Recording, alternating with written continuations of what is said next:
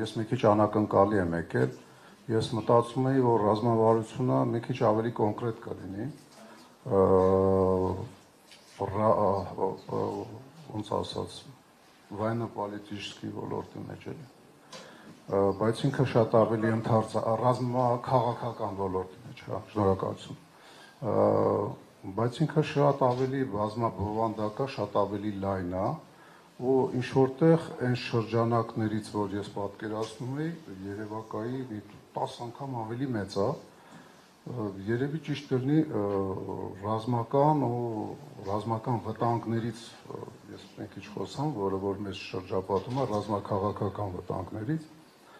չանդրադառնալով կոնկրետ, ասենք, ձեր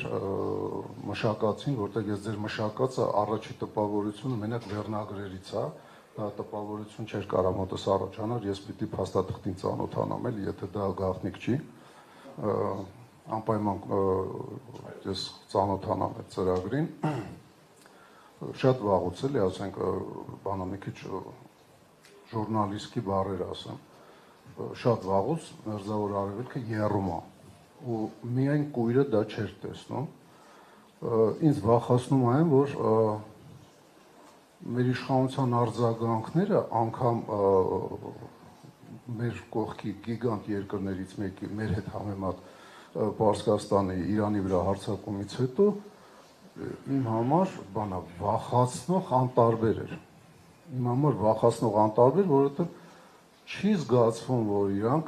ինչ-որ քայլեր են արել ու հիմա այդ հարձակումը տրիգերի դեր խաղաց, որ այդ քայլերը իրանք պիտի արդեն հանրությանը ներկայացնեն, խոսքի օրինակ MÇS-ը էթար ինչ-որ պալատկեք փռեր,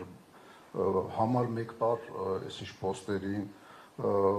ռեզերվիստներին կանչեր խոսքի սահմանափակ մասնագետներին, դա ինձ մի քիչ վախացնում է, բայց ինձ ավելի շատ վախացնում է հանրության, այդ թվում նաև ապոզիցիայի անտարբերությունը, թվում է թե իրանք անտարբեր չեն, բայց իրականում անտարբեր են, նայեք, չկա ոչ մի ակտիվ գործողություն, նաև այն մարդկանց կողմից, ովքեր որ մեղադրում են անգործունայության մեջ, ասենք իշխանությանը, ու դա ինչ որտեղ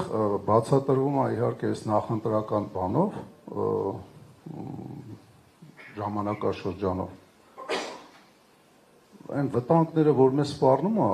Իրանի հետ պատերազմով սկսում է, այդ վտանգը դա չի միայն,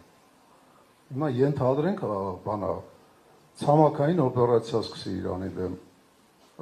որտեղից է սկսելու, միակ ուղղությունը Թուրքիայի կողմից է, Թուրքիա և ասենք Բաքվի Հանրապետություն, միակ ուղղությունը, ուրիշ ուղղություն չկա, որտեղ ինքը թիկունքից հարվածներ չի ուտելու այդ կոալիցիան, որը որ հարձակվել է բանի վրա, Իրանի վրա, իսկ համոզված եք, որ Թուրքիան կամ ասենք Բաքվի թուրքերը պայման չեն դնի, որ Տրամփ ջան, մեզ մի 3 տարով Սյունիքը ամբողջությամբ տրամադրի, արենդայով, մենք էլ հայերին 200 դրամ ամիսա մետրին փող կմուծենք, թուրքական ռազմական կառավարության տակ Սյունիքը ո՞նց եք պատկերացնում, ոչ մի քայլեր չկա, ոչ մի տեղից, որ նման վտանգները, որ ընդհանրապես միգուցե իմ հիվանդ ասենք ուղեղում է առաջանում, որ նման վտանգները փարատվի, ոչնչացվի, կանգնացվի, ասենք նոր ուրվագծվելու պահին, որը շատ ավելի հեշտ է, քան երբ որ միսու արուն ստանա։ Ինձ այդ ամեն ինչը անհանգստացնում է, ինձ թվում է ցանկացած մարդու պիտի անհանգստացնի, որը որ այդ վտանգներին մի քիչ ավելի պարզանա։ Ես սովորել եմ դեռևս 18 տարեկանից, երբ որ ժամկետային զինծառայության են, մեզ սովորացնում են, եթե քեզ մի բան վախացնում է, գնալ այդ դրա ուղղության վրա։ Դա ամենաապահով ձևն է, որտեղ վախացնում է քեզ են, ինչը դու չես տեսնում, ինչից ասենք